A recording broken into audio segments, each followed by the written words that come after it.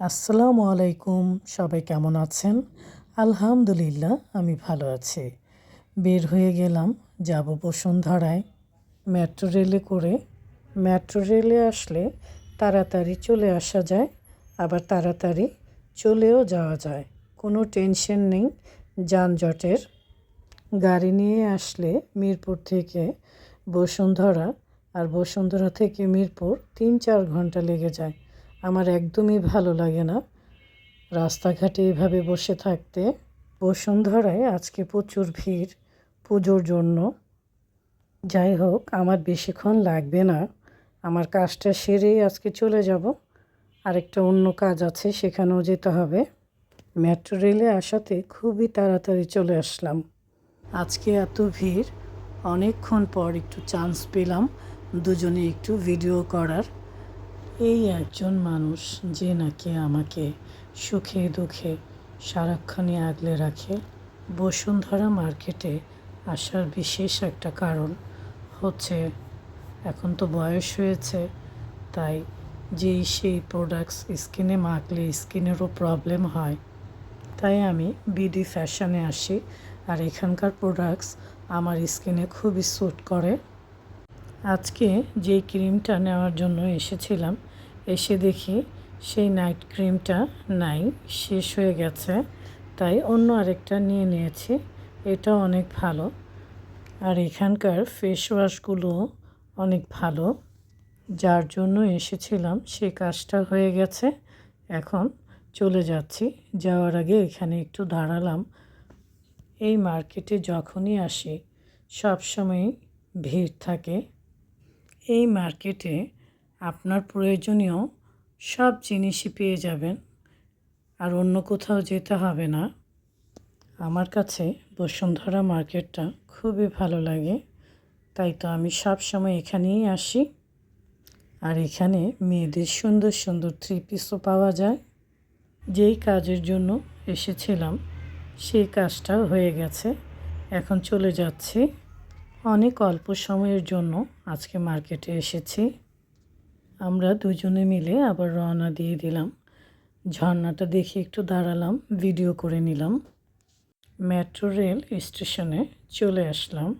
একটুর জন্য metro রেলটা miss করলাম। অসুবিধা নেই, একটু বসি।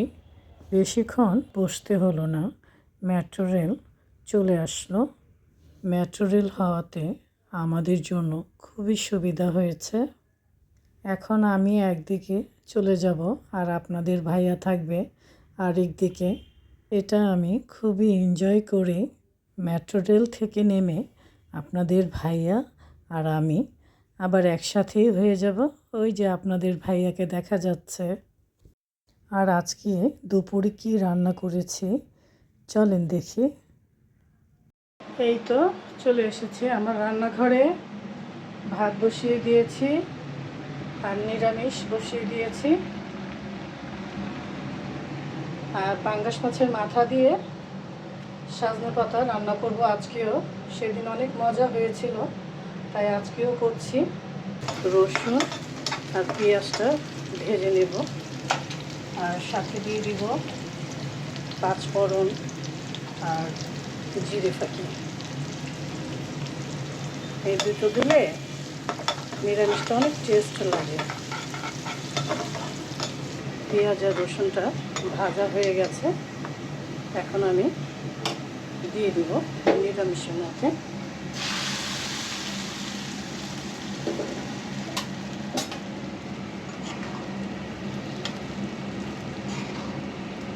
আমি সবসময় এইভাবেই করি, এটা খেতে কিন্তু দারুণ লাগে। আজকে আমি বেগুন, লাউ, আলু দিয়েছি, আর সাথে দিয়েছি মুসুরির ডাল। আমাদের ঘরের সবাই এই নিরামিষটা খুবই পছন্দ করে, তাই আমি প্রায় এটা রান্না করি। তেল দিয়ে দিয়েছি, পেঁয়াজ কুচি দিয়ে দিচ্ছি। পেঁয়াজটা হালকা ভেজে নেব। রান্নার জন্য আমি সব কিছু গুছিয়ে নিই। গুছিয়ে নিলে রান্না করতে অনেক ভালো লাগে আমার কাছে, হাতের কাছে সব থাকে। পেঁয়াজটা ভাজা হয়ে গেছে, এখন আদা রসুনের পেস্ট দিয়ে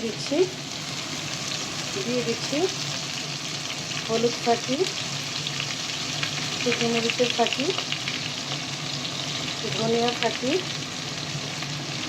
জিরে ফাঁকি, লবণ,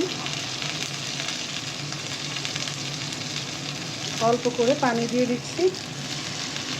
মশলাটা আগে কষিয়ে নেব।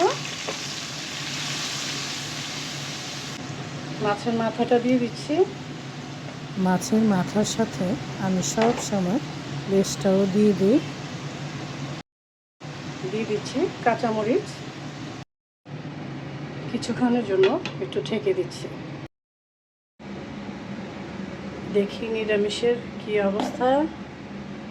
এই তো হয়ে গেছে নিরামিষ। নামানোর আগে উপরে একটু জিরে ফাঁকি দিয়ে দিলাম, আবারও ঢেকে দিচ্ছি। আর মাথাটাও একটু ভেঙে দেব। এখন সজনে পাতাটা দিয়ে দিচ্ছি উপরে, ঢেকে দিচ্ছি। নিরামিষটা আর একটু টেস্ট করার জন্য আমি ঘি দিয়ে দিচ্ছি।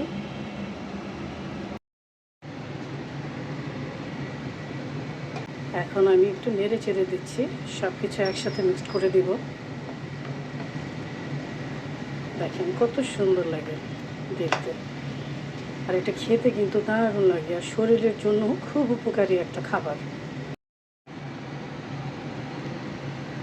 এই তো হয়ে গেছে। সজনে পাতা দিয়ে মাছের মাথা দিয়ে রান্না করেছি, আর মজাদার নিরামিষ আর কি লাগে বলেন। আর গরম গরম ভাতের সাথে খেতে কিন্তু দারুণ লাগে। সবাই ভালো থাকবেন, সুস্থ থাকবেন। আবারও দেখা হবে, কথা হবে। এখন আসি, আল্লাহ হাফেজ।